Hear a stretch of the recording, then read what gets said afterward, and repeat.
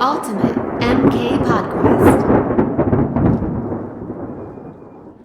The dumbest idiot in the world. I was going to look up the movie's Wikipedia page. Yeah. And what I typed into Google was Corey Corner. Being completely serious. Yes, it is extremely funny.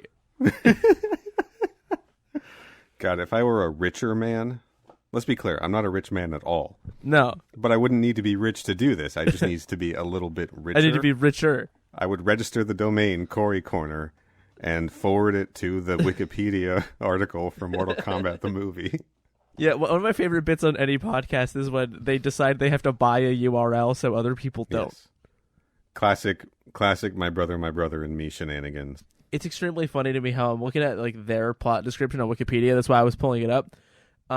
It's really long. The vast majority of it is about after Goro enters the tournament. Right, but nothing happens after Goro enters the tournament.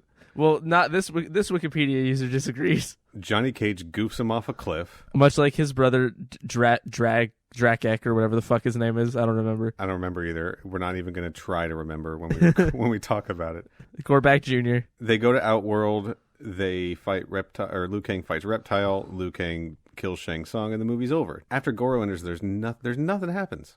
That's the end of the movie. Not according to this one Wikipedia user. That motherfucker is biased and clearly a Liu Kang stan. I'm seeing his name about as many times as some other names. But he's the only one who does shit in that end of the movie. Look, you're gonna have to read the plot synopsis and make your own decision on whether or not this dude is or is not a stan of anything. Not that it matters. I do have it open. But you can see what I mean. Like, the entire first half of the movie is taken up by, like, 3 paragraphs. And then it says Prince Goro enters the tournament. And then the rest of it is the last, like, fucking 20 minutes. Yeah, plot, blah, blah, blah. Yeah, Punch Goro enters despite Sonya's warning. Cage, Yeah, it's roughly 50-50. Who cares? All right, man. Okay. I don't want to name the movie that I purchased and showed you that I purchased and tried to double feature. I absolutely think you should name it. No, we're not going to name this movie because nobody should seek this movie out to watch it. I didn't make it through. And coward. I tried, and I might try again later. Let's make this clear. You intentionally watched every single American Pie adjacent film. Yep, all on 9. purpose in a row. There's 9 and of them. you couldn't get through one sitting of the one-off film, whatever this was called. I wanted you to say it in part because I don't remember. I'm going to say it, but I'm going to bleep it out. It's called... Okay. Right. Thank you. Sorry. To the... A very important article. Yes. Which probably explains why I couldn't find it on streaming services, because it's got a different name than I think its IMDb listing has. Okay, here's the difference. All of those shitty American Pie movies, and they are all quite shitty, had plots, and this wasn't a movie. Like, it just wasn't a fucking movie. I'm sorry. Like, the gags were, all right, fuck it. The movie's called Death to the Supermodels. We're gonna put it on blast. Wow, you backed out quickly. I did, because now I have to say what I experienced. I don't know how far I got in, half an hour or so. Hold on, you haven't even explained why you did this yet. Yeah, but I'm about to right now. This movie stars Jamie Presley, friend of the show, Sung Hai Lee, friend of the show, and Brooke Burns, friend of the show. 3 ladies who did Mortal Kombat Conquest. Jamie Presley, of course, did 4 episodes, I think, 3 or 4. Something like that. Sung Hai Lee was in quite a few at the end there. She was popping up all the time as Kerry. Brooke Burns was Lori, I think, from the Festival of Death episode. Yeah. How could I forget? Yeah. Everybody's favorite Mortal Kombat character, Lori. Jessie from Baywatch, right? Sure. And then there's some other actors in this too. But the plot of the movie is that Jamie Presley is she works for some kind of a like super famous magazine and has some kind of weird infatuation or hatred. It's not really clear what's going on with her towards supermodels. So she gets like the 5 most famous supermodels in the world to go to this island for a swimsuit shoot for this magazine. Okay. And then there's just all the supermodels are getting murdered on the island. I only got through one of those murders because the movie is a comedy, in quotes, not a horror movie. I mean, it is a horror movie, but not for, like, it didn't mean to be, right? Mm-hmm. And, like, the gags are, there's one model who's, her quirk is that she's bipolar. And so that is then, shown in the most stereotypically idiotic, horrific way. Like, think Deuce Bigalow male gigolo style, right? Wow. I'm reading this plot synopsis. And I actually have only gotten through the description of the main characters mostly. Fuck me. Yeah, it's not good. Not funny at all is the big thing. So the plot of the movie, in part to, it says to give her company's magazine a more legitimate readership. Right. And then it goes on to describe who currently reads the magazine. Yes. Yeah, horrible. Yeah, wow. Anyway, you know what? Look this up on your own time. I don't want to say it. No, you don't. It's... Oh, no. Oh, no. So, who was the first kill? The Latina model with bipolar. So you didn't even get to, like, the worst one? No, I stopped after that. Oh, because there's some whack shit in here. The coded gay asexual photographers were, like, that was already really pushing things for me because the joke was that they only spoon. Uh-huh. And I was like, okay, why am I doing this to myself, man? But I hung in there thinking, like, there might be something funny. I don't know how far I got in. I got maybe 30 minutes in. This is what happens, kids, when you do too much American Pie, is you think any of these movies might be able to pull something off, and they won't. Yeah, like, yeah. But, okay, so I was checking in with this thing because I was like, all right, let's see what these Conquest ladies were up to in 2005. And this is it. Now, it makes me sad. It does. But, yeah, I mean, Jamie Presley is on Mom now, like a champ. That show just got canceled. But she was on it for years, dude. It's not like it got canceled after one season. Like, no, I know, but I'm just saying, like, I don't know. It feels funny to be like, hey, she just did this great thing and you were mentioning it right as it ended. Well, they're like 10. No, because we also talked about it at the beginning of the. We talked about that in episode 0, I think. No, they're all doing good. I hope they're doing better than this movie currently. Yeah. That is my hope. Sung-Hai Lee's character's name is Hu Chi. Get it? Uh-huh. Let's not even give this movie the dignity of reading its jokes out loud. Being really charitable with the word jokes, charitable with the word jokes, yes. Cool. So, did you try to watch this before or after you watched the thing we're here to talk about, which is the titular film Mortal Kombat? Tried to watch it after. I tried to double feature it. It did not. Honestly, it ruined my night, and I now hate the movie Mortal Kombat in retrospect. Oh. No, not at all. I love this fucking movie. Well, of course. Yeah. Movie's great. Spoiler alert, I really like this movie, guys. I think I called it a perfect film. Is anybody listening to this assuming that we might not like the Mortal Kombat movie? Well, we're doing a Mortal Kombat podcast, Neal. Of sure. course we like the Mortal Kombat movie. Yes, but here's the thing. Watching it this time, specifically through the lens of everything that we have seen from Mortal Kombat Conquest, I got some issues with this movie now that I didn't have before. And they're issues, let's be clear, no one else will have. Correct. So, just to be clear to everybody, as many of you will have heard, and some of you may not, we watched all of the Mortal Kombat Conquest TV show.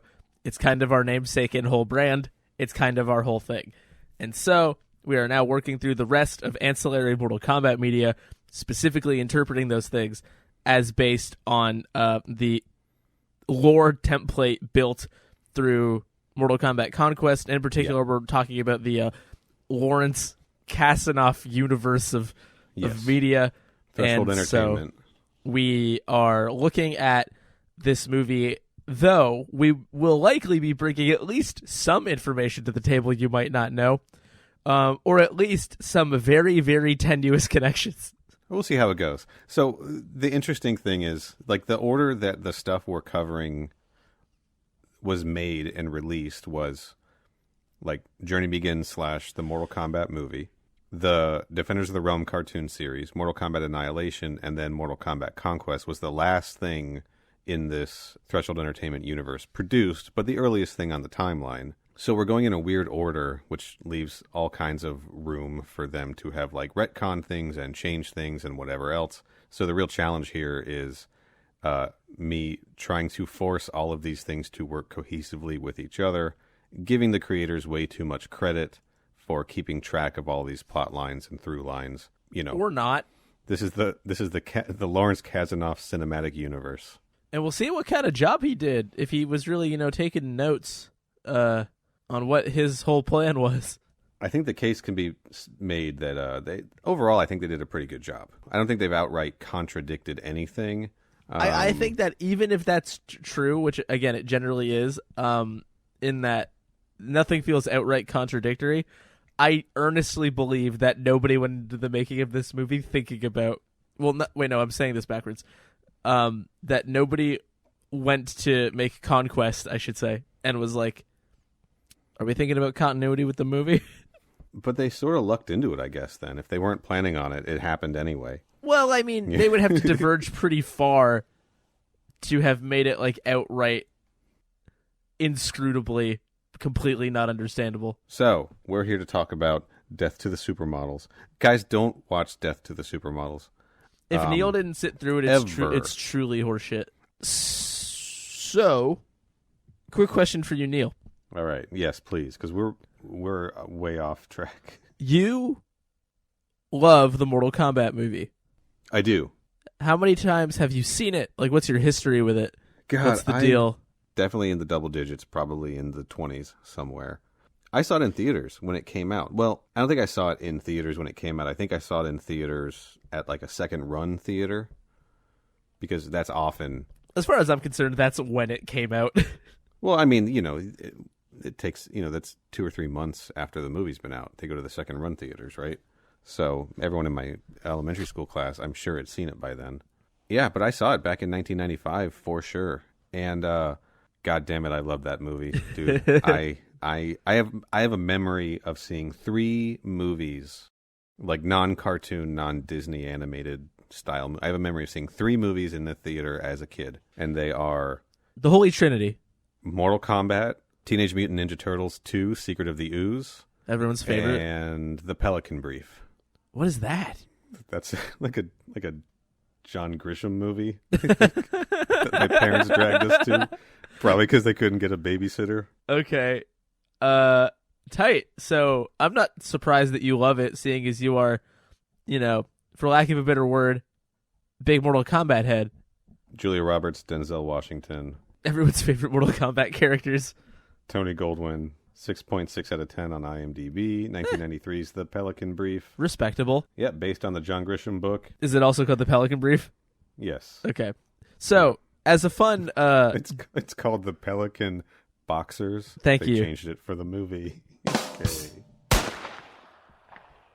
Yeah, dude, Pelican Brief, there's a guy gets shot in the head, and you see, like, the blood on the ground and everything, and that was, like, and the you most were like, violent... whoa, I'm 10 years old or whatever. I don't know how old you were in 1993.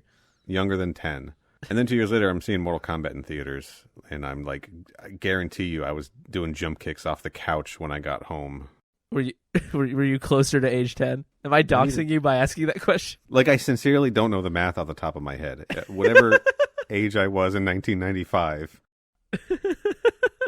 I frame it that way because for anybody listening who maybe doesn't know, I was not alive when this movie came out, so I did not see it in theaters. I was 9 or 10 when it came out. You were actually kind of right on. Hey, yeah. I'm a genius. So, one last little bit. Please. Mortal Kombat released, I think, the day before my birthday. Oh, so that's why the math was so hard to do.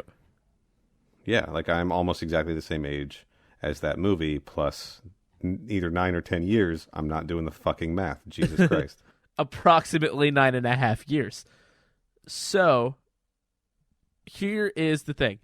I have seen this movie like twice or 3 times or something. And I think this is probably the only time I've ever watched it with any degree of like, I'm paying attention. If I even had seen it that many times previously, it might be less than that. This might be like the second one. Because in the overall Mortal Kombat landscape of stuff, combined with when I got into Mortal Kombat in the first place, this movie was just not top priority. Hell yeah. Fuck yeah, dude. Cracking open a nice cherry, zero sugar As is Coca-Cola tradition. energy. We're fucking coming for lady to lady for ripping off our bit. Right? To be fair, I don't know anything about that podcast other than they ripped us off wholesale by tasting coffee and Coke. It's a very long-running podcast hosted by 3 ladies. 2 lady. All of them professional comedians and just writers. like us. Obviously, we are professionals. Yeah, it's a very good show. I'm not mad at them. I'm just feeling good. Like we're in the same league, you know? Right, yeah, we're doing equally leveled bits. And while you get cherry coked up here, how do we want to do this? Do we want to do this like, is this a Corey Corner? Is this a Neal Nook? Is this a talk more about the movie? What are we doing? I want to talk a little bit more about this movie. Hit me. Before we jump into that. So, Hit me. I don't know why I kept saying it. It's like my brain started to skip. I talked last week about how, as a kid, this was like a major rental for me as often as I could. And yeah, I just fucking loved this movie. I used to always try to catch it on TV, but we didn't have like the good movie channels by the time we got satellite. We didn't have cable growing up. We got satellite.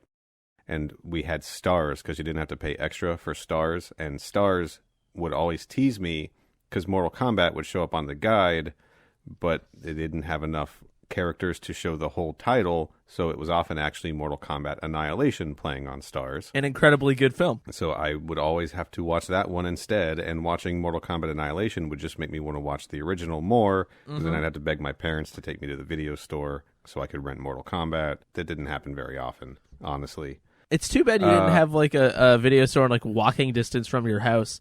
You could just go guerrilla style and rent it of your own accord. The same fucking thing would happen all the time. I would sit down to like check out what movie's playing on Stars, and I'd see The Crow, and it was actually The Crow City of Angels. So I'd watch that instead, and it just made me want to watch The Crow. Sounds like you just have a problem with sequels. No, actually, like I have a deep love for the sequels because they were the ones that I had to see all the time. But they are both, in both instances, they are inferior to the originals. Anyway, at some point I got Mortal Kombat on DVD, like cheaply, and I just watched that shit constantly. Like that would be one of the ones I would throw on. It's a really easy movie to watch, you know? Right. Yeah, it's like the equivalent of eating pudding. Yes. Mortal Kombat is the pudding of movies. Where it's like it's a soft, easy to deal with, tastes pretty good, but it's maybe not going to change your life. But if it hits you at the right time, you'll be all the way in. Totally. You can interpret it in all sorts of different ways. You can. I don't think I'm alone in the Mortal Kombat, the movie. It wasn't the only, like we had Mortal Kombat comic books and video novels games, if you can believe that. But the movie was the most accessible and widely known and widely available, like story-driven Mortal Kombat experience for a long time there, right? Yeah, there were comic books, but you had to like find them at your comic book store. And they were also batshit insane, right? And there was a book, but I was 9. I wasn't going to read a fucking book. Sit down and watch an hour and 40-minute movie instead, right? Like that makes more sense. So I think that the movie's a big touchstone for a lot of people. It's kind of the first introduction to like really seeing and understanding and like hearing the story of Mortal Kombat. It was a big fucking deal. And I love the games. I love Mortal Kombat 1. Mortal Kombat 2 was the game that got my attention. Love the whole series, but I do credit the movie with being the thing that really drew me into the series overall, like on a level of getting into the storyline and the lore and everything, Yeah, no, totally. And I think that's if not the like intent of the film in the first place, like I'm sure that's how most people were most regularly able to experience that story at that point. Yeah, but not you though. You came to but the movie not later. me. Yeah, but I also came into a world where when I was playing video games that were as violent as Mortal Kombat, there was already like 7 of them. Okay. Or that's approximate, but Sure. I guess what I mean is I do not think the movies were the easiest way to get into Mortal Kombat at that point. I think there were enough games that it was probably more likely to come across a game than it was to come across the movie by chance. Okay, that makes sense. I think the first Mortal Kombat game I ever played was Mortal Kombat 4, actually. Nice. I was about to ask. I think it was that, and then I probably played some of the older ones. I actually haven't played a ton of the Mortal Kombat games until 9.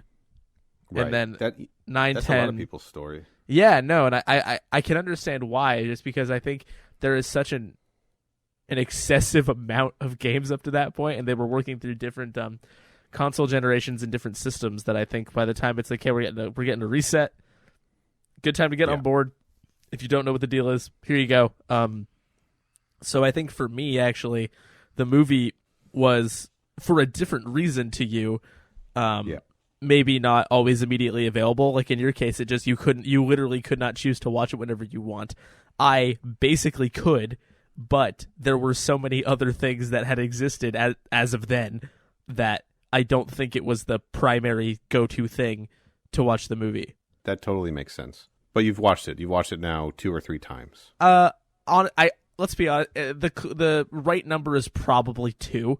And maybe that makes me sound like a fake fan. No, fuck that. Hold on. But we're taking a stand right now. We're taking a stand I did a right podcast now. about a television show. I count. Yeah, you count. And you know what?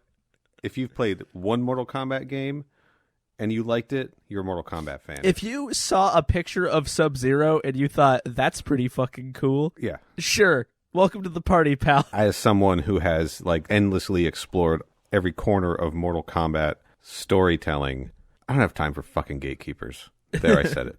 If you're only a fan of the movie, welcome. Come on in. Water's fine. We're not here to shame anybody.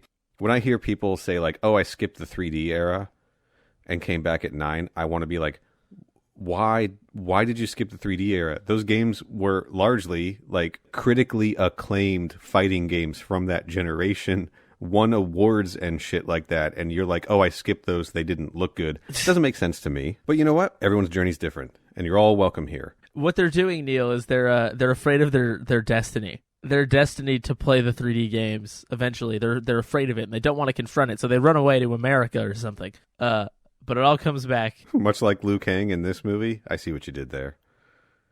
I just feel bad for the people who skipped the 3D era because those games fucking rule. You guys don't know shit about Shujinko. Taven, baby. Taven all day. Hashtag Team Taven. Damn straight. So, I interrupted your beautiful segue. Do you want to get into talking about 1995's Mortal Kombat? I'd love to do nothing more than to get into talking about 1995's Mortal Kombat. I'm gonna get over there. Ah! Welcome to the Neal Nook. It's Gucci. Thank you for handling that. You got it. All right. Can't tell if you said that and you meant it or you were being a funny mean, but we're here. No, Look, it doesn't matter. Nobody dwell on it too much. Everything's fine. Don't act. Neal, stop drawing attention to it. Fuck.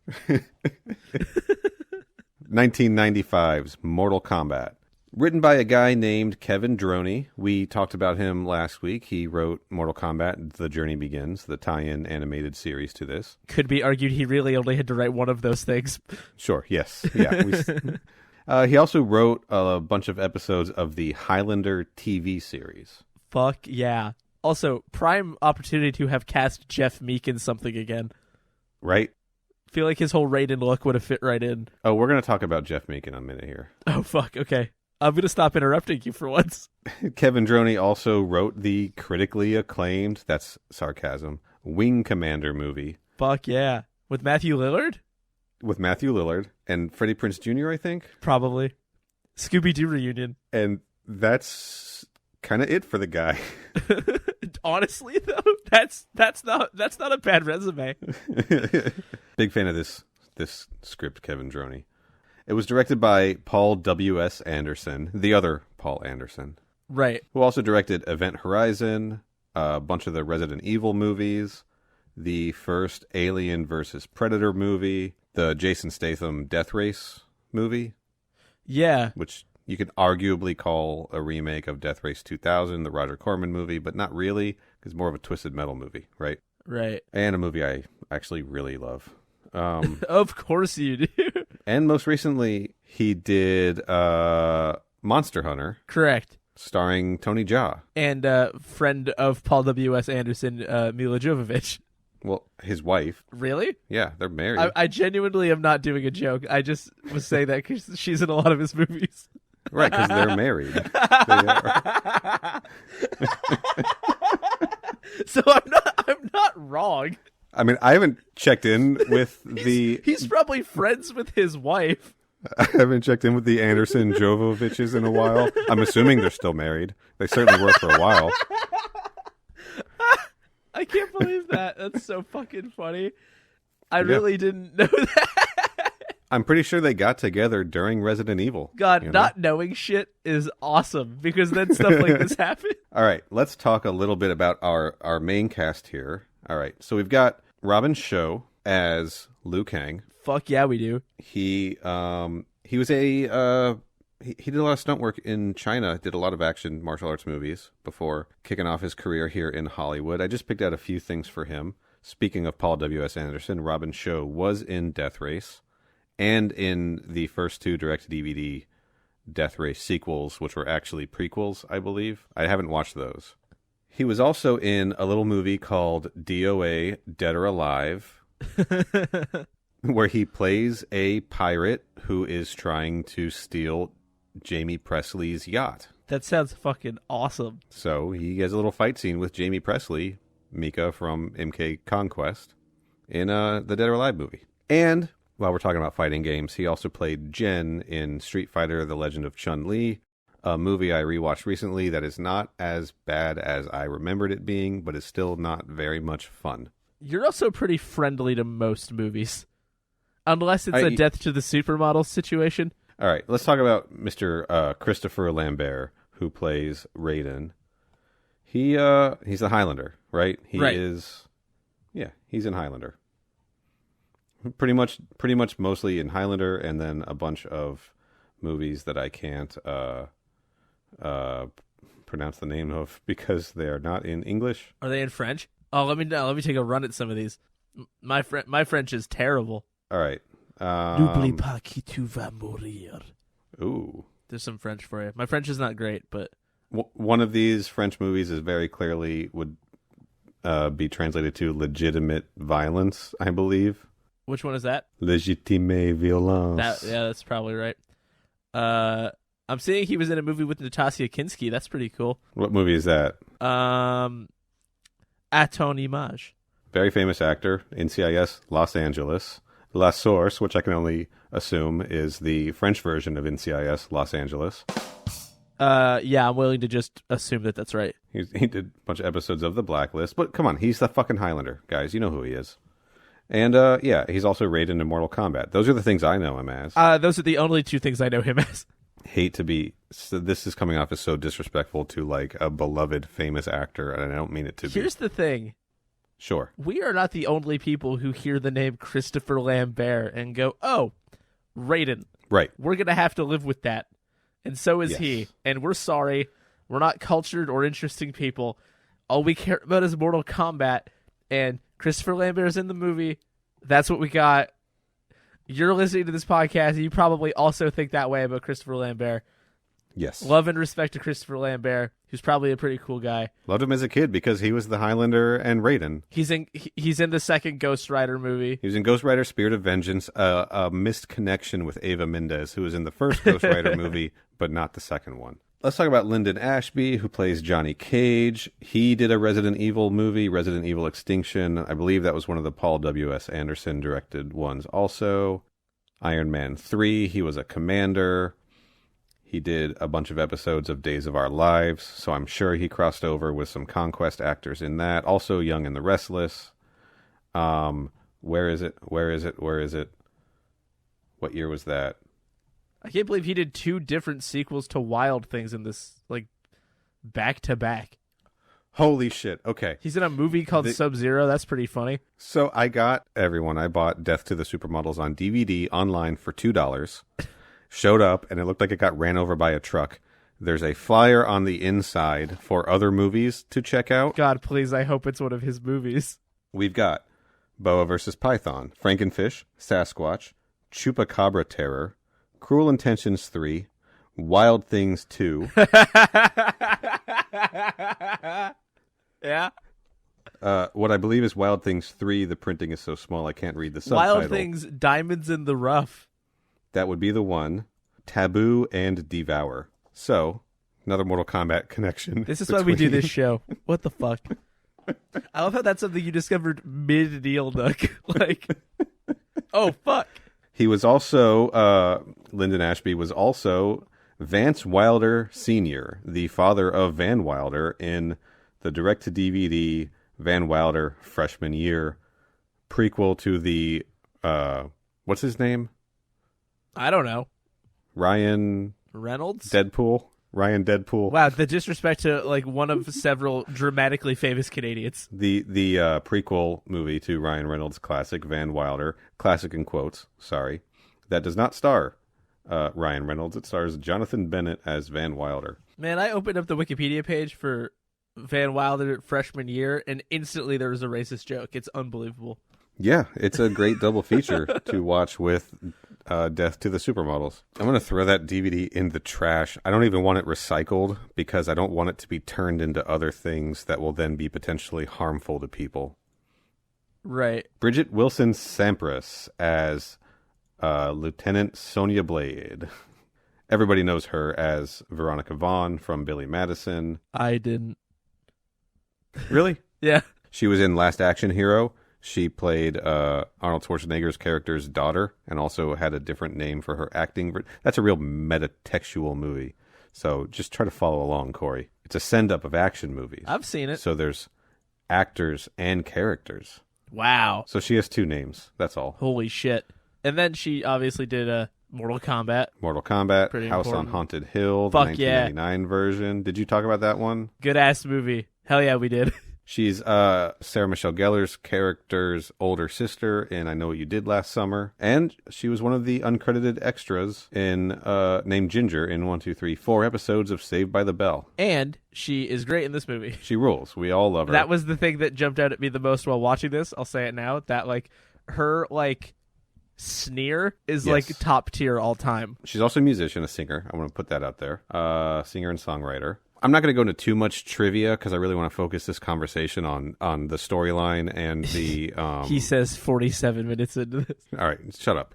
And the Conquest connections, but I do want to cover some trivia for Mortal Kombat in a Mythologies episode, but I will say that she was a last-minute replacement for Cameron Diaz in this movie. Oh, that would have been very bizarre. Right? Picture the alternate universe version of this movie where it stars Cameron Diaz. Yeah. Interesting. Yep. Huh. Well, you learn something new every day, folks. I really want to talk about Shang Tsung in this one. We're going to split some of these up for the next episode, but we got to talk about Kerry Hiroyuki Tagawa because I kind of teased it already. Kerry Hiroyuki Tagawa as Shang Tsung. Awesome dude, right? Great actor. He's been in just a ton of things. Here's some things he's been in. His earliest role was as an extra in John Carpenter's Big Trouble in Little China. Pretty cool. Good movie. He played the big Yakuza bad guy Yoshida in Showdown in Little Tokyo. Very cool movie. Underrated. He did a season 2 episode of Baywatch. He was on an episode of Sabrina the Teenage Witch. He played Heihachi Mishima in Tekken.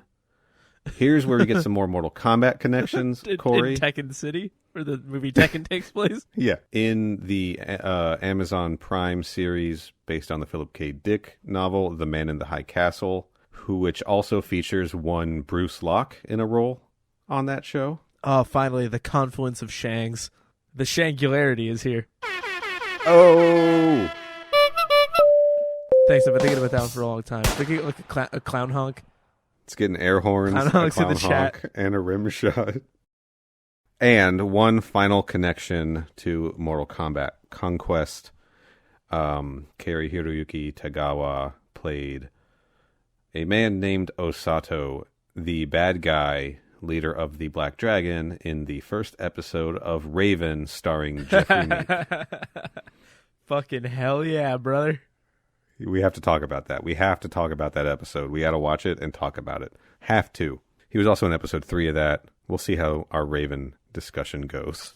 Yeah, but in the meantime, we're going to talk about more characters on the next one. We are going to split the movies up into 2 episodes. Surprise, everybody. So let's, Corey, are you over in the Corey corner? Yeah, just, I hopped on the bus. It took a little while to get here. It was a little bit later than usual, which is, kind of annoying when you're just sitting at the bus stop, just like twiddling your thumbs waiting. The Neal Nook usually is pretty good for public transit, but I got over here just a minute ago. So if you want to get over here, I could get you here a little bit faster. So why don't you just, get over here. Welcome to the Corey Corner. I'm going to assume that for most people listening to this, I don't need to explain the plot of this movie in very much detail. Nope. And so I won't. Yes. This half of the movie. You heard about Mortal Kombat? You know what Mortal Kombat is? Fighting tournament, realms, 10 in a row. Elder Gods made the rules. You can take it over if you win 10 in a row. Those are the stakes. And we've got the gang. They're here. They're not the combat crew. They're different. They have to have a different name. These are the rules. So we have the gang. Hot new. What? Nothing. Continue. What does that mean? Do you really want me to explain it? You don't have to. So when Mortal Kombat Gold got put out on the Dreamcast, it had all kinds of bugs in it. Yeah. So Midway released a second version of it with a bunch of the bugs fixed. And the way you can tell the difference is the cover has like a green, with black letters in it, and it says hot, new. I'm so glad you explained that. Thank you. So, Liu Kang has a brother named Chan. Chan decides to fight Shang Tsung. That's the last mistake he ever made. Shang Tsung kills him. And so Liu Kang wants to get revenge on Shang Tsung, the host of the Mortal Kombat tournament. Sonya would like to get revenge on Kano for killing a fellow officer. Revenge at the Mortal Kombat tournament. Johnny Cage would like to get revenge against the press at the Mortal Kombat tournament for slandering his martial arts abilities.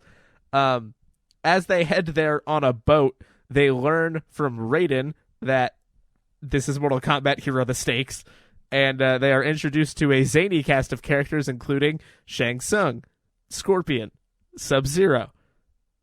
And then they get to Shang Tsung's area. I'm not calling it an island. Shang Tsung's new area. We get to Shang Tsung's hot new area. And so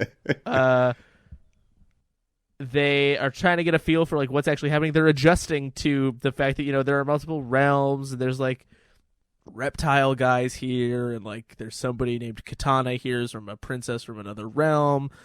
Big four-armed man named Goro, blah, blah, blah. They're adjusting. Wait, hold on. Big forearms or big, forearms? Both. Okay. Large man with 4 large arms, Goro. A big four-armed man with big forearms. Got it. And so eventually the tournament does kick off. Now, I know what you're thinking.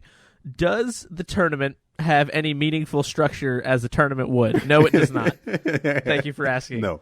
So, no, it does not. Basically, people just sort of start fighting indiscriminately based on how Shang Tsung arranges them, and Raiden as team coach just hey, heads down, everybody, let's get down to business and fight these folks. So Liu Kang wins a fight. Sonya kicks the shit out of Kano, splits his neck, pretty sick. Yeah. And we're leaving it there for this part. So there you go. We're leaving it there for this episode because there is still a lot to talk about this first half, and we don't want this to be 4 hours. Although that's what we're on fucking track for, so... Well, don't worry. There's a lot to edit out. So, right away we open on the shot of the Temple of the Order of Light that we have come to know and love from many an establishing shot in Mortal Kombat Conquest. And we see Shang Tsung and Chan facing off. Shang Tsung's got a new leather jacket. Which is consistent because he's been a leather jacket boy this whole time. Totally. Still hot, just different hot, right? It can be argued, I guess. Wait until we watch Raven. Okay. You're gonna go wild. I'm gonna go awooga, and my eyes are gonna pop out of my head. So we see Shang Tsung kill Chan, right? And we don't really know what we're seeing because it cuts from that to our hero Liu Kang waking up in like in a cool neon green room. I think it's green Yeah. because of the influence of evil magic. You don't need to be a dick about making the references. No, I'm being serious. I said it that way as a bit, but I mean it pretty earnestly that I think it makes sense for the room to be green, Right. because all of Shang Tsung's magic is green. That's a good point, actually. That's something I did not pick up on. Yeah, thank you. I'll be here all day. And we're led to believe, like, he wakes up, he goes to his dresser, he sees a letter about how his brother has died and he needs to return home from his grandpa, right? It's pretty interesting the way the movie unfolds that scene. It's like he had, you know, a vision or a premonition. Much like we saw Thank you. Kung Lao have many a time in Mortal Kombat Conquest, especially early on at the beginning. Yeah, right? even if we just, like, broke this down specifically in what are the similarities between Liu Kang and Kung Lao, there are numerous.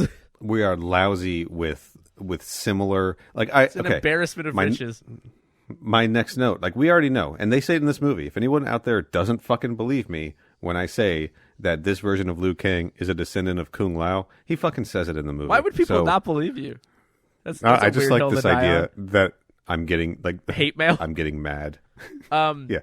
I think the one major disappointment for me in terms of similarities between the great Kung Lao, respect on his name, and Liu Yes. Kang is that Paolo Montalban, friend of the show, never Friend of got the show. a mullet. Would have been pretty cool, I think. Yeah, we do need to just make one brief. I don't want to harp on it because other podcasts have talked about it at length. Robin Show's hair is fucking Oh, incredible. it's so fucking good. Yeah, so we don't- perfectly we leave it there. feathered out. Fuck. Our friends over there on Combat Time talked about that on their premiere episode, so we don't need to get into it too much. But yeah, man, from this shot, the first like 10, 15 minutes of this movie are just like rapid fire, aren't they? I have a note because, like I said, I haven't watched this movie as much as you. Yeah. All the note says is this is a fucking insane opening 5 minutes. It really It is, is yeah, because we cut lightning fast. from Liu Kang reading about his dead brother to Sonya Blade in the Techno Club. On a It is fucking- called the Techno Club. That's so funny, dude. What a great year 1995 was. It was incredible. It's like- I'm sorry you missed it. Yeah, pour one out for me personally. I have to just get it all through these movies. I get to watch like the blood rave scene from Blade, or just Yeah. the Matrix in general, and I'm just like, oh man, that would have been cool. But Sonya's on the fucking warpath. Sonya's just tearing through this crowd with Jax. Sonya's right? introduction here is one of my favorite things I've ever seen in my life. Yeah. In part because, so first of all, Dutch angles everywhere, TV screens, raving, whatever. Yeah. And It's incredible. fast cuts. It's fucking insane. And then at one point she says, I trust one person on this planet, Jax. You're talking to her. And I'm like, fuck Hell yeah.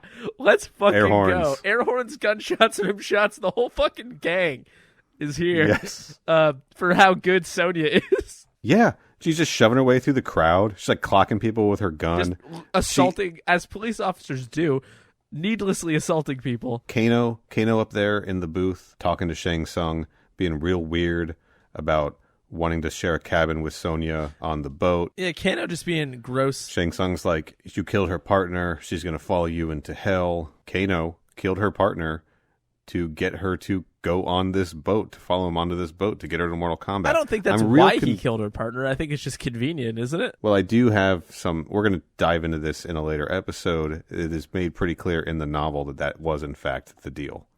I mean, she was after him anyway, right? So it's kind of like it is kind of like a two birds with one stone thing, I suppose.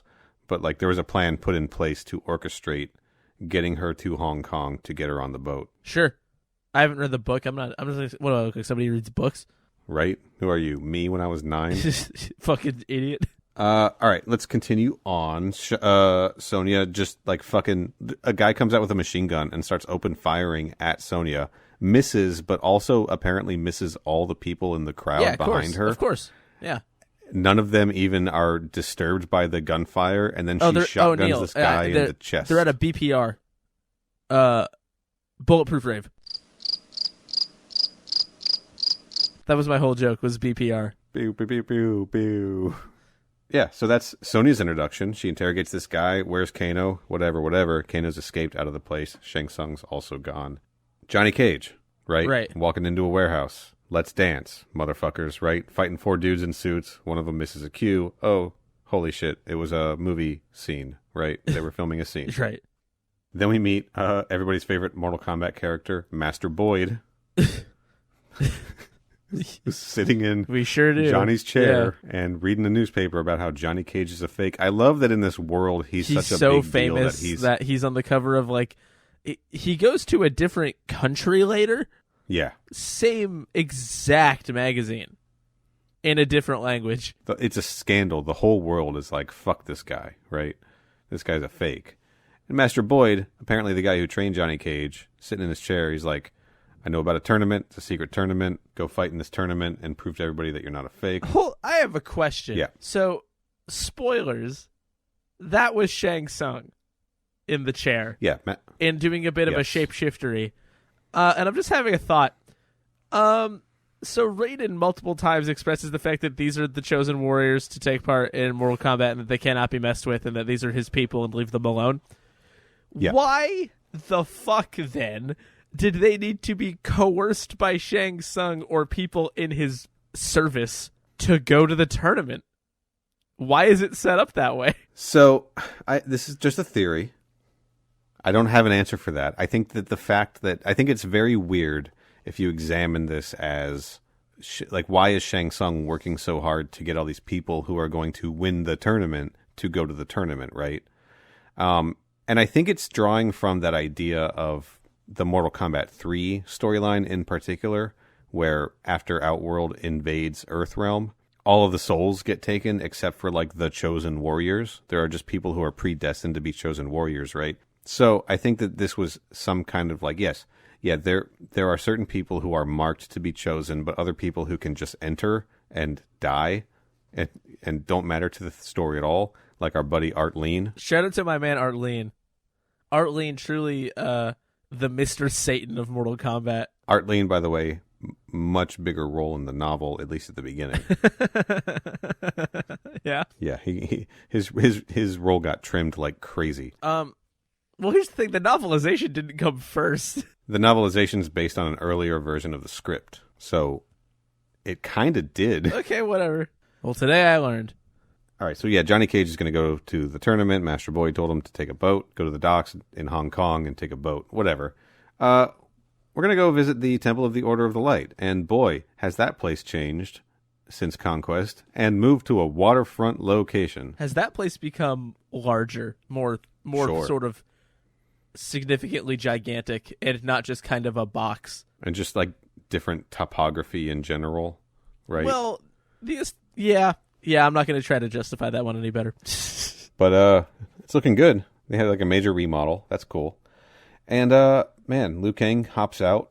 He goes and meets one of the monks, and that monk is his grandfather, which, if I'm doing the math right, Liu Kang's grandfather is Kung Lao's great-great-grandson. Something like that. I'm really interested in who Kung Lao got down with to start having. So me just... I was wondering if it might be a Kriya or a Vorpax warrior.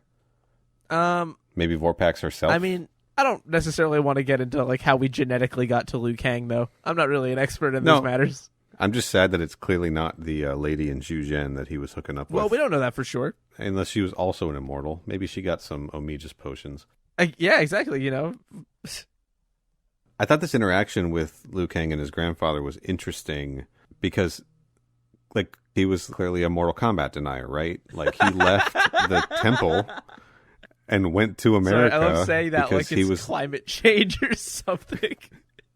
Yeah, because he was like, you kept filling my head with these stories and fables, and you were trying to get me to dedicate my whole life to training for this tournament, and like, you're crazy. You're all crazy, right? As it turns out, American life has enfeebled his mind, and Mortal Kombat is real. Too much television. So yeah, Liu Kang's like talking to the Council of Monks. To save the world is not nonsense. And he's like, I want to represent the temple at the tournament because the man who killed my brother will be there. And oh yeah, that's right. We're fighting for the fate of the world. Ha ha ha. And then Raiden shows up, right? Raiden makes a hell of an entrance. And somehow, despite that hell of an entrance, Liu Kang is like, who's this fucking dork? He comes in looking like a beggar, like he did in Warrior Eternal Part 2, you know? His beggar clothes. And Liu Kang's like, trying to lift his grandfather up, who is kneeling out of respect. He's like, this is just some beggar. Like, the fuck are you doing? It's kind Grandpa? of fucked up behavior. Raiden's like, oh, just a beggar? Fine, bring it on, motherfucker. And then kind of easily whoops Liu Kang's ass, doesn't he? Yeah. Yeah, he flips him or something, He does right? something like that. And then I want to get a little bit more directly to talking about this iteration of Raiden comparatively, because I think later in the movie we'll see a couple things that get a little bit more Jeff Meek. Yeah, he chuckles a few but times. I think what we're seeing here, if we want to really tie a bow on it, is a Raiden who is prepared to take this a lot more seriously, a lot more quickly, and is treating it perhaps with the severity that is required, because we know good and well he pretty recently fucking lost. Tried to do what they could to prepare, and they got their ass beat, and Kung Lao fucking died. And I think that when you are getting the speeches this time about, because he says the same things to Kung Lao about rejecting responsibility and your destiny to support Earthrealm, and that you're just here for vengeance and that doesn't help anybody. Right. But it's being treated with a lot more weight, and he's not really here to crack a joke and snap his fingers and fucking do a fun spin or whatever. Like, he's here to fucking get shit done. And I think it's pretty obviously because he doesn't have the space to have a carefree attitude about it, because, you know, it's much more dire than it was previously. He lost Kung Lao. He spent generations looking for a new champion and couldn't find anybody who could win Mortal Kombat. They've lost 9 tournaments. You know, he's had a rough go of it. It's made him, I think, a little bitter, a little more hardened. And I think that's an interesting point, because we do see him sort of soften as the movie goes on a little bit. Whereas he's coming into this like real hardcore, like serious gym coach, as opposed to like smarmy gym coach, right? He's still a gym coach. He's still going to give bad pep talks and do all his classic Raiden stuff that we've seen in Conquest. But he's taking his job more seriously now. It's pretty cool. Like, if you were somebody who watched this movie thinking about Mortal Kombat Conquest, it's pretty cool. You can see that transition in the character. And this is our first time like spending like a chunk. Like, Shang Tsung is still Shang Tsung, right? The vibe is a little bit different. It's a bit more like like debonair and like classy guy. Yeah. Whereas I think well, he's come off like a long run of success. Right. He's still a schemer, but I think because he's also in Shao Kahn's service, it's not like hedonistic and self-centered. It's like a prim and proper, yeah, I know I can fucking kick your ass. Whatever. So that's more, I mean, I'm assuming he's probably spent the last 500 years being back on Shao Kahn's good side and just like running shit. So I'm sure that's where that comes from. Yes. So this exchange with Liu Kang and Raiden and Liu Kang's grandfather just sort of ends with Liu Kang being like, I'm going to the tournament to fuck up the dude who killed my brother whether you approve or not. And his grandfather's like, oh, he's not ready. And we've lost so much time already, right? Which is, again, like a reference to the fact that they've lost 9 tournaments. And also he was in America, not training. And we know that Raiden couldn't find anybody to fill this role in all of that time. And like, they just don't have time to get Liu Kang ready for it now, right? Now we're going to meet Artlene, baby. Johnny's at the docks, boat time, right? We see Johnny with all his dumb luggage, and he sees Artlene reading the Chinese version of the tabloid that's making fun of Johnny Cage, and he's like, motherfucker. And then Artlene's like, hey, I'm a martial artist too. No one can fake your moves. And Johnny's like, hey, yeah, you're Artlene. I know who you are. You're a good fighter. And that's basically all the characterization for Artlene. Artlene is just a guy who seems pretty all right. That's Artlene. He's going to the tournament too. He's a fighter. He's going to the tournament. He's a friend who gets almost no screen time in the movie, but he's named, so we got to talk about him. Well, sure. I like this scene. I like this all the shit with Johnny and Liu Kang, like from here on out, right? Where where Johnny's like, "Hey, you, guy in a tank top and a sweet leather jacket. I'm going to give you money, and you're going to take all my Louis Vuitton luggage onto the boat." And Liu Kang's like, okay, got it. Takes the money and throws one of his suitcases right in the water. Yeah, just Liu Kang has a a great fuck you attitude that Kung Lao doesn't really have. Not always. Like, yeah. I found like Kung Lao only really has that directed at specific people when he's very angry, but Liu Kang is just like, he's got that cool, confident American style.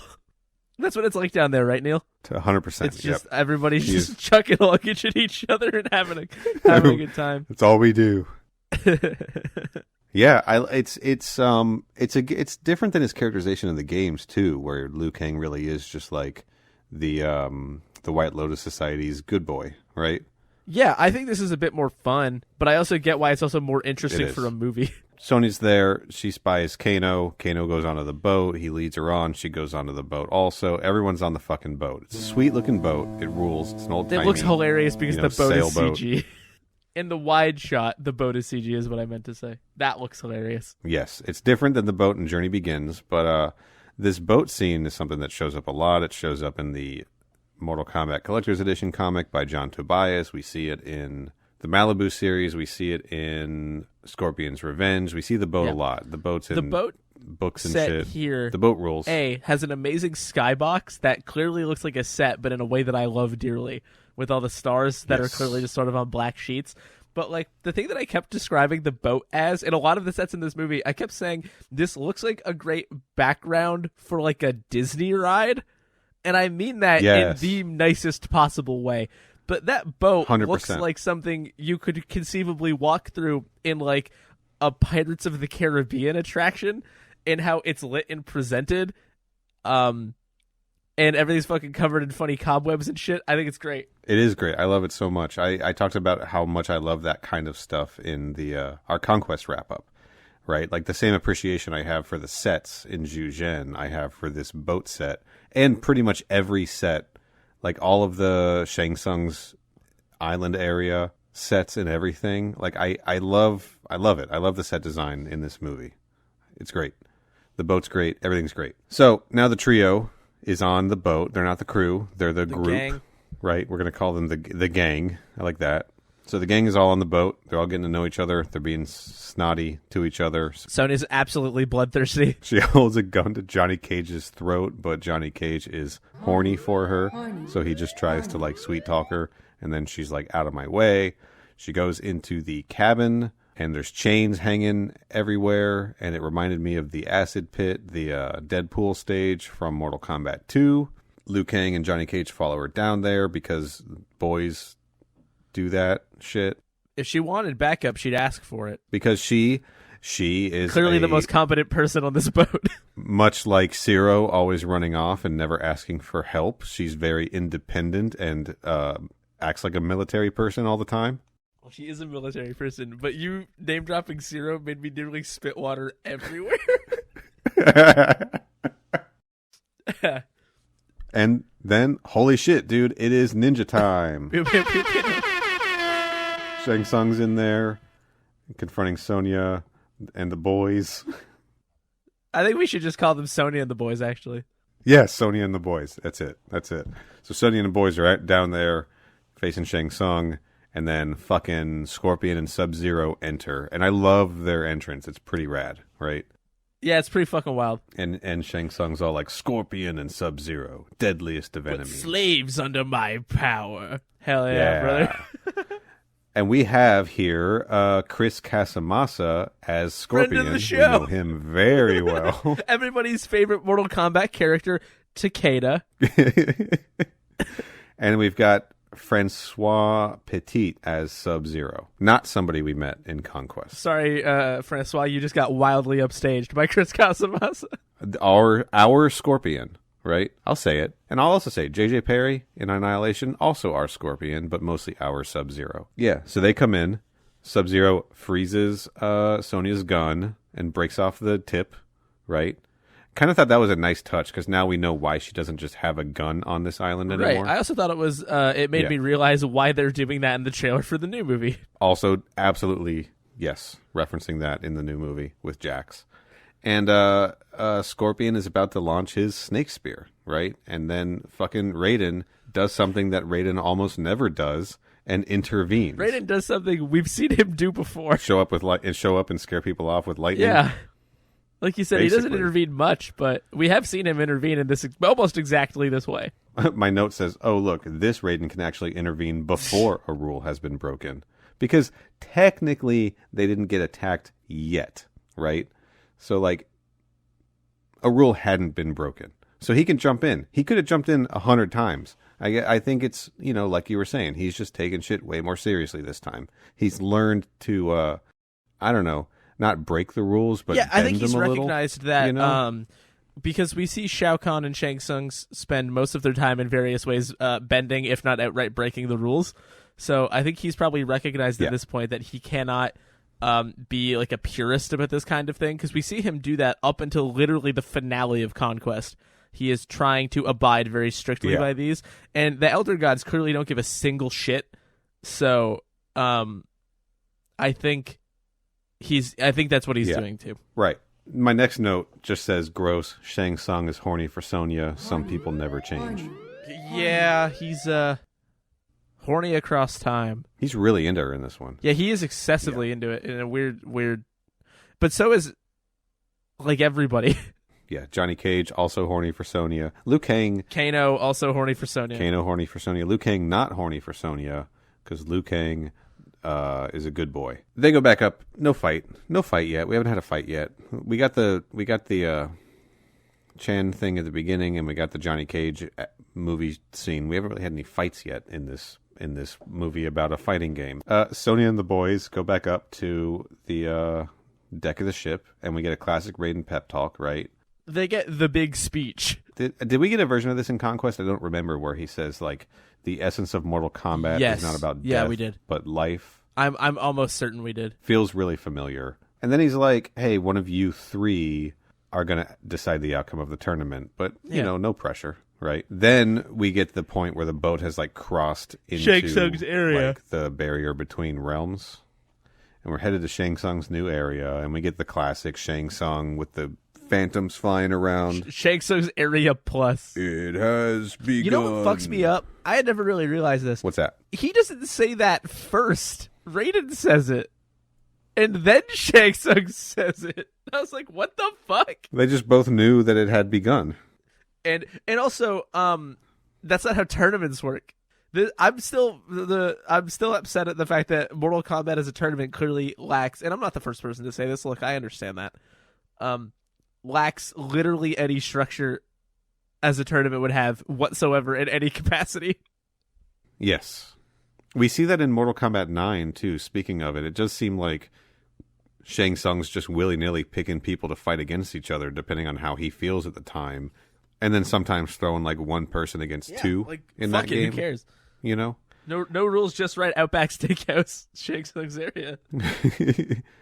But we have learned that he's, like, taken over as host of the tournament. We learned that in our Conquest wrap-up, right? Like, once he brought Goro in and Shang Tsung was ousted for the shenanigans he was... Shao Kahn, ousted. Shao Kahn was pulling shenanigans with Shaka.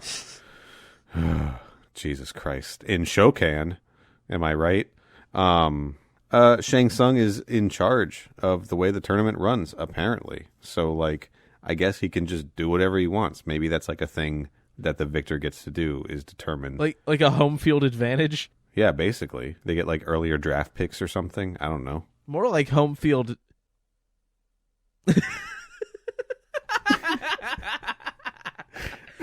Yeah? Home field what, Corey? I was going to say disadvantage, but it didn't make any sense. So we get to the island, right? It has begun, whatever. Johnny Cage can't carry all his suitcases. He falls in the water. They tumble down the huge amount of stairs that they all have to climb to get up to the temple. The set at the top of the temple stairs is sick. The statue garden? This movie looks fucking awesome. Yeah, dude. And it leans into the fact that these feel like sets in a way that makes it look and feel better. Yes. Up until this, I don't think if I had watched the movie previously, I was ever really paying attention. This is essentially the first time I watched this movie with a brain, and it looks great. It does. They use some shots of that statue garden as establishing shots in like the first couple episodes of Conquest for Outworld, particularly at the beginning of Warrior Eternal, we see a shot of that. So it kind of felt like coming home. Right. I feel better now because again, I'm a fucking psycho. Look, man, if we were not in some capacity psychos, we would not be doing this podcast. Sure, that's true. Thanks for Insane. being insane with me. Conquest posse.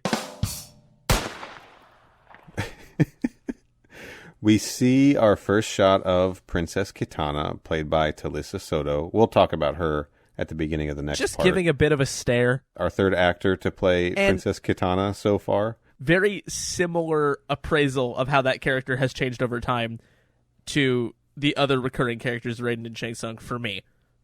I think it's a similar trajectory that we're on here. So they go into this big, like, banquet hall, right? Oh, no, fuck. Before that, we see a statue. Like, there's a statue behind Liu Kang and Johnny Cage when they're kind of, like, checking out who Katana is. And then they walk on, and Shang Tsung comes up and starts talking to this statue of this lizard-looking creature, and that's fucking Reptile. I lost my fucking mind. He looks different, right? It's also just one of the funniest things I've ever seen in my life. The statue just come to life, and Shang Tsung's like, keep an eye on Katana, Reptile. And he's still green, but he's got like all kinds of like weird patterns all over him and does not look like he did in Conquest at all. And we don't even know which Reptile man this is, except that... And does not necessarily even look like he has the capacity for speech. Yes, except he is a reptile. It's a reptile man, right? We're going to see that later. Anyway, they go into this like big banquet hall. This banquet hall scene pisses me off. Does it piss you off? Why? Well, I don't necessarily... First of all, red headscarf guys. Yes. From Conquest. Yep. All over this scene. Tons of them. Secondly, the song in that scene is really good. Sure. Want to get some positivity out of the way. Shang, turning on the charm. Yes. Being slimy and threatening, but also old and suave. And then they forcefully like destroy the entire banquet hall for no reason. We're led into this banquet scene with someone carrying a plate, like a platter of like, I don't know, carved turkey or some shit, right? And like shit's extremely and like funny. setting it down on this table, we see Artleen sit down with Sonya and the boys. And then Shang Tsung gives his speech, and then he goes, and now for a taste of things to come, which there is a reference to that in Conquest. Shang Tsung at one point says in Undying Dream, after he pits Kung Lao and Zero against some of the guys down in the mines, he says that was just a taste of things to come. Call back or call forward, I don't know. Anyway, call. Classic Shang Tsung line about things, tasting things to come. Christ. That's horrible. You should feel bad about that thing you just said. Fuck me. And then, they just wreck up the fucking feast, right? We got Scorpion and Sub-Zero lead in armies of red scarf dudes. This whole scene is stupid as shit, actually. You're right. So, so they fucking ransack the place to make room for, like, a cool fight. And by cool fight, I mean one dude flexes a lot. Yeah, he does. And then instantly dies. He runs, so it's Sub-Zero and a Scarf Dude. And Scarf Dude shows off a bunch of his moves and kicks and flexes and all his muscles, and there's a lot of them. And don't get me wrong, he's like oiled and cut. Like ripped to shit. Like, I get it. And he runs and he leaps and he's doing a jump kick, and Sub-Zero ice balls him and he smashes into the wall and explodes, and you can see his guts and everything, as Kano says. And this is the first time in everything that we've watched where when Shang Tsung calls it a flawless victory, it actually is a flawless victory. Now, later in this movie, he will use that term incorrectly. So will Liu Kang. And so will Liu Kang. Yeah, but we finally got one actual flawless victory. I guess that's something to celebrate, right?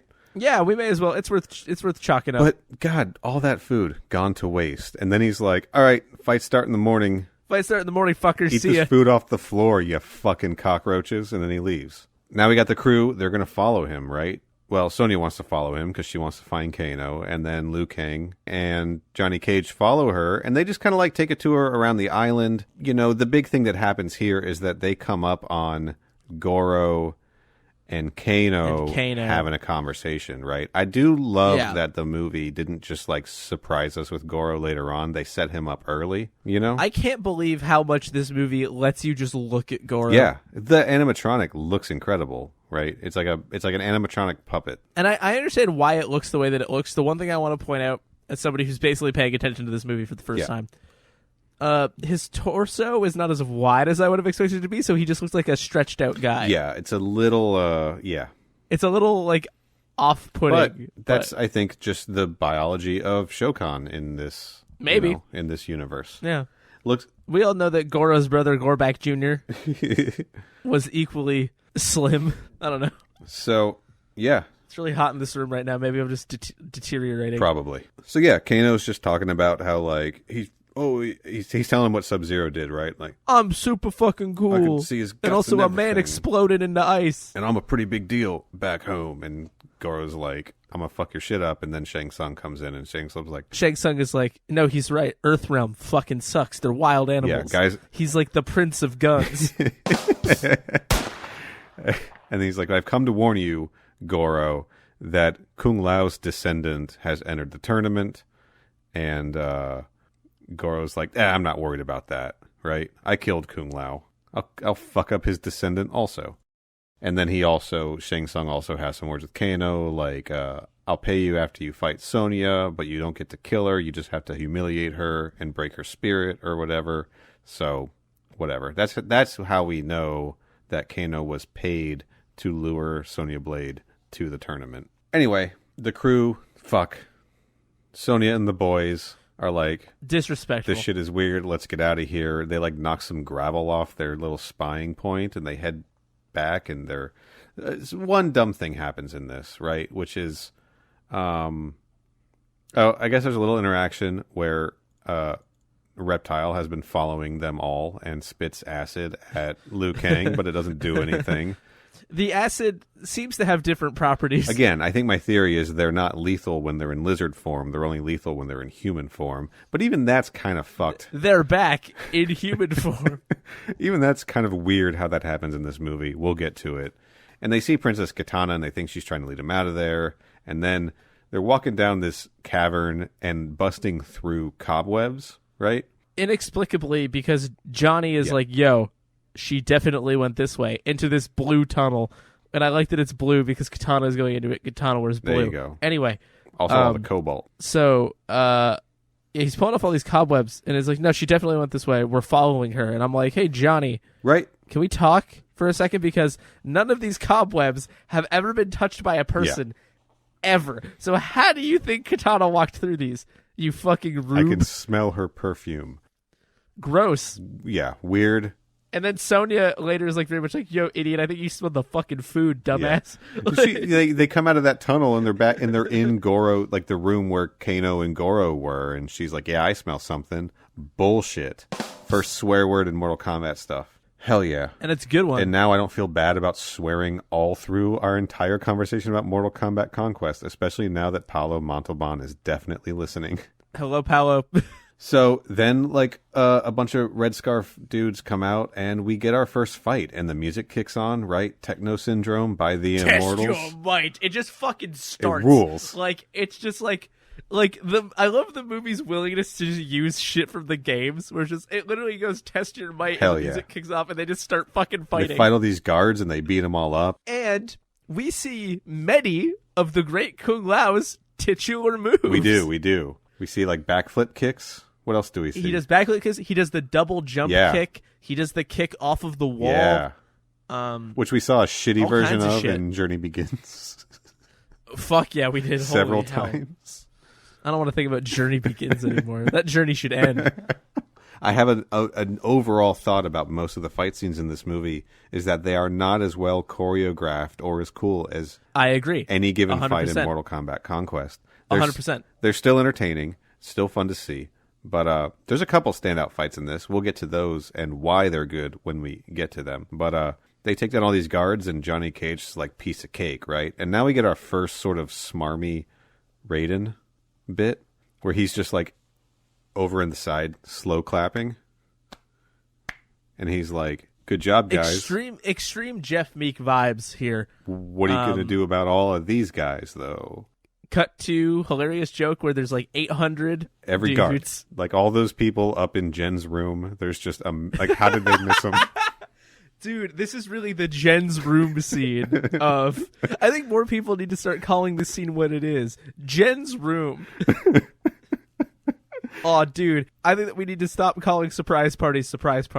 Just call them Jen's room parties. You just got Genevieve's roomed. And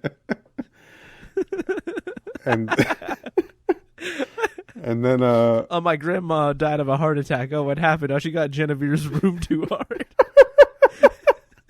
Holy shit, dude. Her heart couldn't take it and she got fatality. Wow. Ugh. So. R.I.P. Grandma. God damn it. Oh, boy. Okay. All right. Well. So then before the guards can attack, Raiden's like, and he like lightning fingers them, and they all back off, and the crew walk through, and then Ciro. And the lightning finger is very Jeffrey Meek as well. Yes, and then Ciro. I called him Ciro. You I just didn't called mean him that. Ciro. And then Johnny Cage is like... Who we know is related to Taja because both their names have J's in them. Exactly. Johnny's like, you're lucky he stopped us. Like he was going to fuck all those guys up. Frankly, I don't believe him. No. So now we're out in that statue garden that looks sick as hell. And Raiden is giving them like more information, right? He tells them that Shang Tsung could choose to fight in the tournament because he's a former champion. Something that I guess we saw happen before. That happened before Mortal Kombat Conquest started, after he sided with Outworld, right? Nothing really super important happens there. So we can skip to the next day in the morning, and the matches... Yeah, let's just talk about the first fights. The matches are about to start, right? Liu Kang is going to fight a dude with bow staffs. This guy, Inexplicably, they are starting with staffs. I have no idea why. This is important for you to hear, Corey. His opponent is a man named Richard Brandon, who did stunts... The character or the actor? The actor, Richard Brandon. He did stunts in the Undying Dream episode of Mortal Kombat Conquest. Oh, nice. And he was on WMAC Masters. I knew you were going to fucking say that. Yeah, he was. Yeah, I remember this dude from WMAC Masters and thinking that's the dude from the Mortal Kombat movie. He's pretty awesome. It's a good fight. It's a fun fight. It's nothing like super spectacular, you know? Nah, it's some good old-fashioned fighting. Straight up like good martial arts fight, right? And Liu Kang wins. Did he win with any sort of Kung Lao flair? Did he do a Kung Lao special move? I forget how. Nothing comes to mind. And then this whole scene ends on a bit of a downer. It's a bit anticlimactic in part because he just sort of wins with a drop kick, and while Kung Lao has done a drop kick, it's not his titular drop kick or anything. And then so Shang is like, okay, time for me to get this soul. I guess apparently he just gets the soul of everybody that loses. Yeah, and that's his whole thing. The magic isn't green. Not green. You're right. The magic is blue. It's blue. It just sort of, he just sort of pulls like a Bullshit. image of the person out. Not Bullshit. Green. If I wanted blue magic that looked like the person, I would watch the live-action Scooby-Doo movie. Exactly. Right? We've been saying it for years. Look, we've talked about Matthew Lillard once today, and Freddie Prinze Jr., and if I wanted to see them again, I will in blue soul form, I would go watch Scooby-Doo live-action movie. Yeah, but that's it. Liu Kang wins his fight against a guy against everybody's favorite Mortal Kombat character, Richard Brandon. Now we go to another sort of makeshift arena set up on a different beach, I guess, or at least a sandy area. And Shang Tsung is now there watching that fight, and it's Sonya, and she's warming up for her battle, right? Shadowboxing. And then motherfucking Kano enters, right? Yes. Doing his best Bruce Locke impression, which means he's not wearing a shirt. And he's being gross. And he's being kind of gross. He's got a knife, right? And like Sonya's like, oh shit, I recognize that knife. That was my great-great-grandfather Ciro's knife. No, it's not. Right. Well, we don't know that. But he's got a knife. And the Black Dragon episode in Mortal Kombat Conquest. You know he's got a knife because he's Australian. Pretty heavy on the knives, right? In the Black Dragon episode. He used a lot of knives to pin a lot of notes and people to doors in that one, in Conquest. There's something in there, yeah. Yeah. And Kano joined the Black Dragon, and he was like, "Oh, Black Dragon." He joined the Black Dragon, and he was like, "That's not a knife. This is a knife." And then he Thank upgraded you. all of their knives. Check, please. Yeah, and Waitress. he's being a real shithead and like fucking with Sonya. Like, you see this knife? This is the knife I killed your partner with. I'm gonna kill you with this knife. I'm doing a fake Australian accent because I'm not actually Australian. Meanwhile, Bridget Wilson's sneer is just unbelievable. She rules. She is giving a look to Kano that would kill a lesser man Yeah, just on the spot. The look would. that's how he lost his eye. Got looked at too hard. Yeah. Oh, fuck my one weakness. This fight was different. This didn't feel super martial artsy because Kano in this was just kind of a brawler, right? Just like a bruiser. Yeah, it feels like a street fight. He's just hitting hard and knocking her down, and he's like kicking her in the ribs and shit like that. And like that shot where she got kicked, like it looked, her reaction to that was like just got kicked in the fucking ribs, you know? Yeah, Like, it was really Yeah. it really sells it in a way that I think helps a lot. And But fuck you, Kano. This is Sonya fucking Blade, right? yeah, and she will not die by the blade. No, she does her classic leg grab, Yeah, right?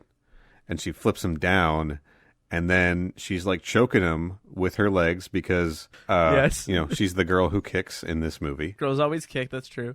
And Kano's like, "Oh, come on, give me a break." And she's like, "Okay." And she snaps his neck with her legs, Shadow Priest style. Yeah, which is pretty sick. And Fatality. we have a fatality, and I think that's not to get too eager here. I think that's a good note to end this first part on. Okay, you want to pick up with the Johnny Cage Scorpion fight on the next part? I'm okay with that. Yeah, I think that's a good spot. I think it's a hilarious spot to start a conversation. Totally. And I think that it builds suspense. What's going to happen to our man John? Yeah. Jonathan Cage. All right. Yeah, we'll pick up next week with Johnny Cage versus Chris Casamassa, and we'll get into the rest of the plot of the movie. A lot of Mortal Kombat Conquest connections yet to come, but for now, Corey, let's get on this boat in this harbor and go to Shang Tsung's area to have a banquet. Shang Tsung's area plus. Sure, Shang It's Tsung's like New Game plus. yeah, it's like a Disney World, Disneyland situation. Shang Tsung's area C, like Tokyo Disney Sea, because it's an island in the water. There it is. There it is. We got there. Corey, what do you have to plug? My Twitter and Letterboxd are Mr. Corey Price. Corey Price being my name. Don't use that to dox me. And fuck. You can listen to another podcast that I do with my good pal Liam called They Made Another One, where we talk about old, not always old, but obscure to a degree, sequels, reboots, remakes, that kind of thing. We will have an upcoming crossover episode about the new Mortal Kombat movie, so look forward to that. Yeah. That's at They Made Another on Twitter, TMAO on Letterboxd, and all your podcast services as They Made Another One. All right. You can find me on Twitter at Final Neal. Find me on Instagram, my retro gaming account, at Final Neal Retro. Follow the show on Twitter and Instagram at MK Podquest. Subscribe in your podcast apps. We're on all of them, I think, at this point. Most of them anyway. All the good ones, that's for sure. Subscribe to our YouTube channel to get the ultimate MK Podquest experience. Smash that subscribe button. I want that custom URL. We are honestly just not even close. Yeah, here's the thing. If you want to get us like a congratulatory gift for completing MK Conquest, it would be to get your friends to subscribe. All right, and we will be back next week to finish talking about 1995's Mortal Kombat. We're going to be picking up right away with the Scorpion fight. That's going to be dope. That will be dope. Right.